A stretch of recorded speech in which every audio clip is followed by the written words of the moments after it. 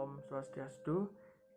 Selamat malam kepada Ibu dosen, Dr. Nilo Ani Puspaningsih, SEMM, serta rekan-rekan kelas S1 Manajemen.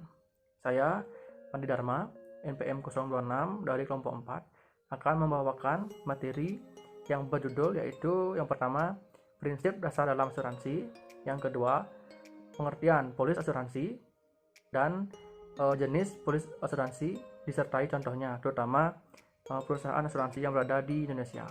Baik, materi yang pertama akan dibawakan oleh saya sendiri. Baik, saya akan membawakan materi mengenai prinsip-prinsip dasar dalam asuransi. Yang pertama yaitu insurable interest. Prinsip ini adalah hak untuk mengasuransikan yang dilakukan karena adanya hubungan atau kepentingan. Yang kedua, utmost good faith. Prinsip yang kedua ini sering diartikan sebagai itikat baik. Jadi, perjanjian yang akan dibuat harus didasarkan pada fakta-fakta dan tentu saja dengan kejujuran. Yang ketiga, proximate cause. Prinsip ini secara sederhana diartikan sebagai penyebab utama paling awal. Prinsip ini sangat diperlukan karena dalam asuransi terdapat kesulitan untuk menentukan penyebab utama. Yang keempat, indemnity. Prinsip yang keempat ini diartikan sebagai prinsip ganti rugi. Prinsip ini mengatur pihak perusahaan asuransi untuk membayarkan penggantian kerugian sesuai premi. Yang kelima, subrogation.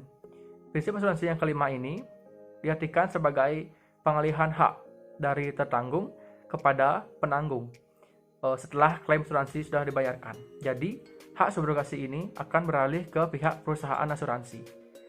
Yang keenam, contribution. Contribution dalam prinsip asuransi mengatur hak penanggung untuk mengajak penanggung lainnya untuk bersama-sama menanggung.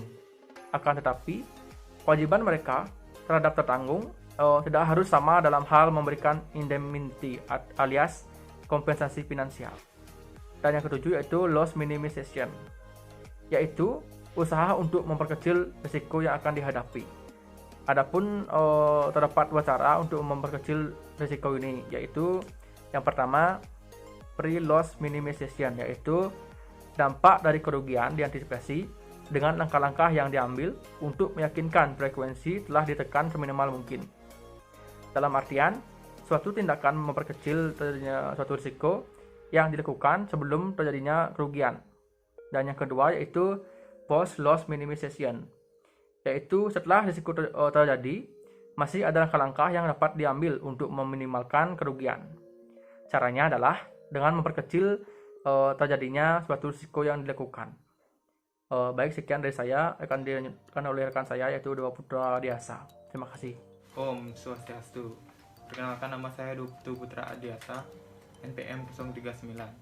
Di sini saya akan menjelaskan tentang pengertian polis asuransi. Polis asuransi adalah dokumen legal yang menjadi kontrak tertulis antara pemegang polis dan penanggung dari pihak perusahaan asuransi. Semua hal yang mengenai syarat-syarat dan ketentuan dari hubungan antara pemegang polis dan penanggung tertulis di sana, termasuk hak dan kewajiban masing-masing pihak. Secara umum, polis asuransi memastikan bahwa pertama, pemegang polis wajib memberikan informasi data pribadi yang akurat dan benar, serta membayar premi sesuai dengan tertulis pada polis asuransi. Yang kedua, penanggung wajib memberikan manfaat asuransi saat risiko yang ditanggung terjadi, sesuai dengan ketentuan yang disepakati dalam polis asuransi.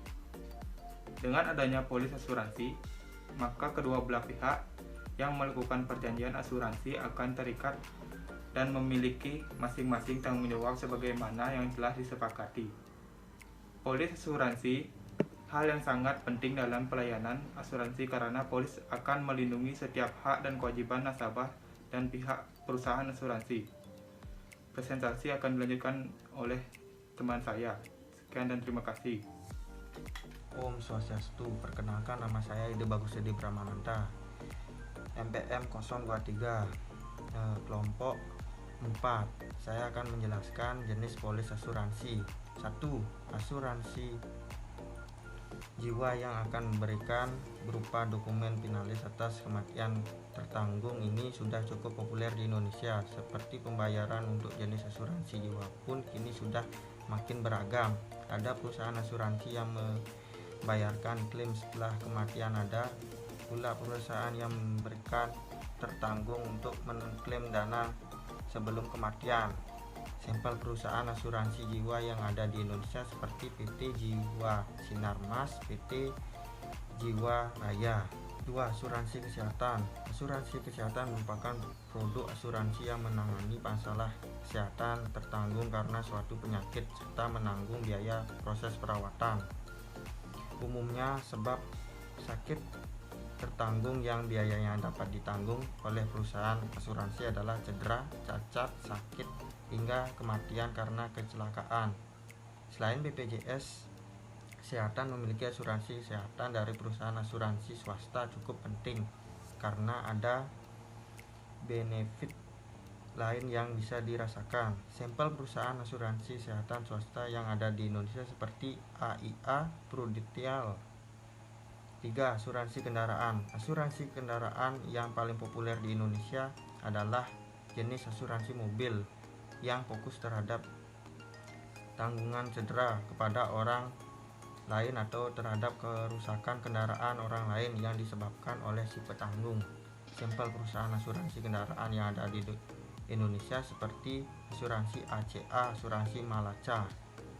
4. Asuransi kepemilikan rumah atau properti sebagai aset yang berharga. Jenis asuransi yang satu ini akan memberikan perlindungan terhadap kehilangan atau kerusakan yang mungkin terjadi pada memberikan keringan apabila properti tertanggung terdampak musibah seperti kebakaran atau kebanjiran. Sampel perusahaan asuransi kepemilikan rumah properti yang ada di Indonesia seperti asuransi Rumahku, asuransi AXA Mandiri Properti. 5. Asuransi pendidikan. Asuransi pendidikan merupakan alternatif terbaik yang solusi menjamin kehidupan yang lebih baik, terutama pada aset pendidikan anak. Biaya yang harus dibayarkan tertanggung kepada perusahaan asuransi yang berbeda-beda sesuai dengan tingkatan pendidikan yang ingin dapat dinantikan.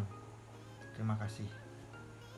Perkenalkan, nama saya Ibu Gede Dharma Kusuma Putra, NPM 183212238. Saya akan melanjutkan jawaban dari Gus Bram dari nomor 6 sampai 10. Nomor 6, asuransi bisnis. Asuransi ini merupakan layanan proteksi terhadap kerusakan, kehilangan maupun kerugian dalam jumlah besar mungkin terjadi pada bisnis seseorang. Contoh pertama, AXA Mandiri. Kedua, Allianz. Bertujuh, asuransi umum.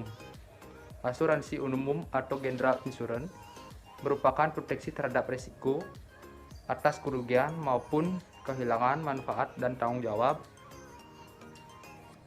hukum pada pihak ketiga.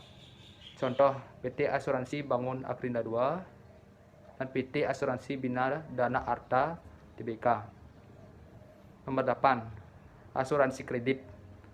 Asuransi kredit merupakan proteksi atas risiko kegagalan debitur untuk melunasi fasilitas kredit atau pinjaman tunai seperti modal kerja, kredit perdagangan, dan lain-lain.